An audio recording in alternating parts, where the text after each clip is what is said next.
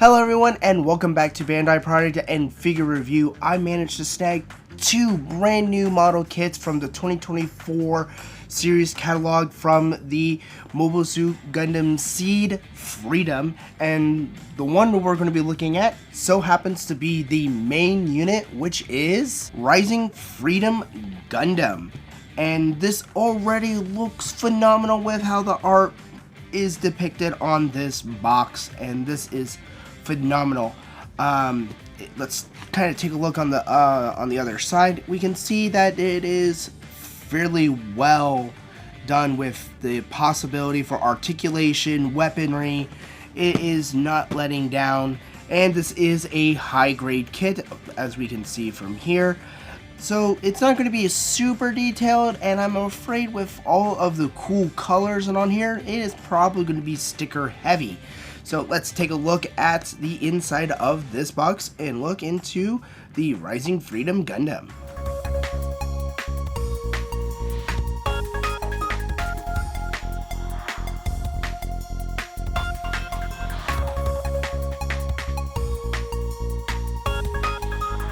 Alright, let's open this bad boy up and take a look at what's all inside by first looking at the instruction manual. I always love looking at the instruction manual first. It gives us a really good understanding of what we're going to be having to do to build this particular model for the Rising Freedom Gundam. So far, this gives us a lovely synopsis of both the new unit, the pilot, and various other things that are featured from the movie. Looking at the back of the instruction manual, we see different articulation from its main robot form, its flight mode, and various weaponry and cool posability and articulation that it shows on here. So let's actually take a look on what all comes with this model kit. Starting off, we have a bunch of runners, and sad to say, this is looking pretty heavy with stickers. So we'll take a look at all the stickers and stuff. But assembly wise, it looks like it's going to be a fairly simple kit. It does do a very good job compartmentalizing each of the parts to make the chest unit, arms, legs, and various other weapons. So it's not looking like it's going to be a heavy kit to build. It's going to be a fairly quick one. And honestly, again, we're almost done building the robot with this, and we're just finishing putting the wings on. Now we're working on the final shield. And lastly, we have the posability for its cannons. And this is where we can actually start transforming it into its aircraft mode, which is actually pretty cool. And yeah, that is pretty much the entire instruction manual. So let's take a look at the plastic itself. Alright, starting off with Runner A, we have a good... 3,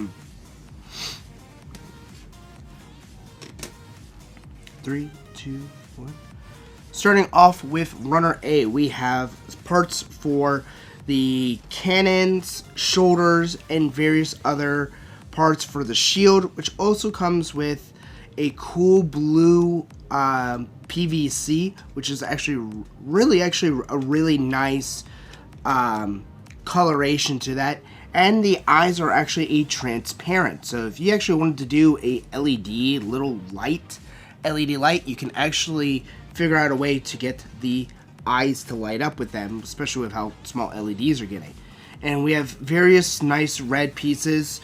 Looks like some of them are probably going to need a little bit of extra painting just to make it a little bit more cooler for the intakes, but overall it's looking really well. The molding is phenomenal. We have a lot of potential for panel lining and stuff like that. So overall, this is already looking like a fairly well built model kit.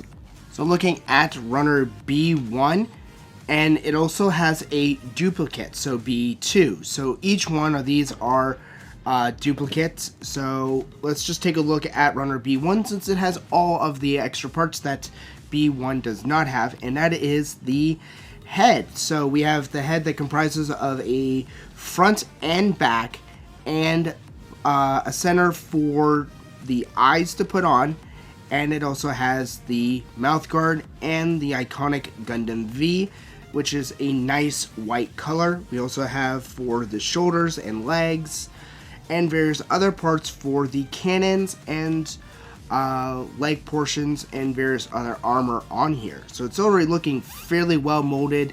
Again, you could go to town with doing panel lining with these. I'm probably going to end up doing that myself, and it's going to turn out really well. Moving on to C1 and C2, we have another duplicate parts. As you can see, the parts that are different are the fact that this has the chest unit and waist unit armors, and we have parts of the blaster fins here, shoulders, and various other pieces for the arms and various fins for the units. So it's already a nice kind of a navy blue, so it's a really nice color. So a nice little polish or something like that can make this model really shine. And now we have D1 and D2. I'm showing this because they're not exactly duplicate. They have various other pieces that complement each other as we are building, such as the hands, parts of the neck units for the top portion of the chest unit's armor.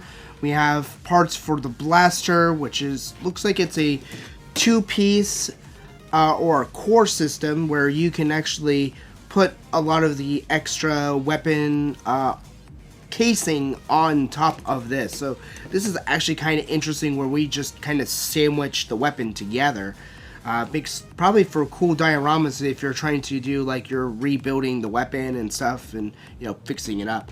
And various other joints and other parts, which are all a nice gray, brownish gray color. So this is already looking really nice. Very simple color, so a nice polish here and there, and you'll be able to get these to look really nice.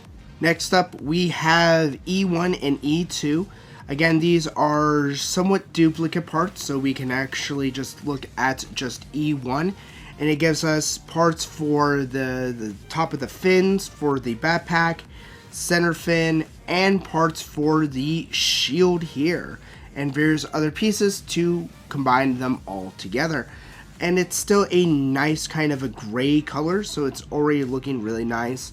And as we can see, there's going to be detail that we're probably going to end up having to put stickers or put paint on. So definitely look forward to a tutorial on those, on what would probably be better. Last, for some of the armor pieces, we have F1, which is basically comprises of the part of the lower portion of the torso, the face guard, side armor, and some of the side blasters.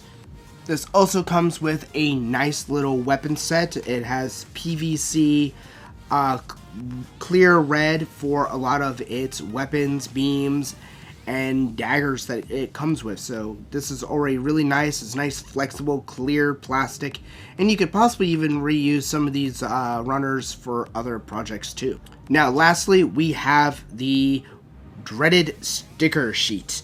I mean, I'm happy that they gave us quite a bit of stickers to help out with a lot of the painting detail that would probably come across for anyone that's not experienced. So the fact that they give us a whole bunch of stickers is actually really cool, and they look like they're really nice on here. So but I'm more of a painter type, so I always try to avoid using sticker sheets to the best of my ability. But I encourage anyone that's actually working on like their first Gundams, or just want to go easy on this particular one and just do a straight build, then I highly recommend use the sticker sheets for these.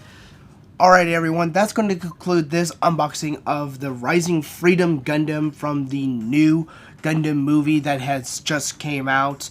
It looks like a phenomenal kit. It was a little sticker heavy, more than I would like. They could have done a lot more parts, but again, this isn't a real grade, it's a high grade. So I understand that it's going to be pretty heavy on stickers, but overall it is going to look a phenomenal kit. I'm happy that they actually give us a lot of stickers instead of just no stickers at all, where you had to figure out how to get this really cool paint scheme to be featured on your model kit. So I take it with a grain of salt that they're giving us a chance to really try, and the stickers actually don't look too bad. I would have preferred water slides, but again, high grade kit. So other than that, it's looking like a phenomenal kit. I can't wait to actually get started on this, and we can also take a look at the other model kit that I managed to snag from the same series. So until then, I will see you guys in the next episode.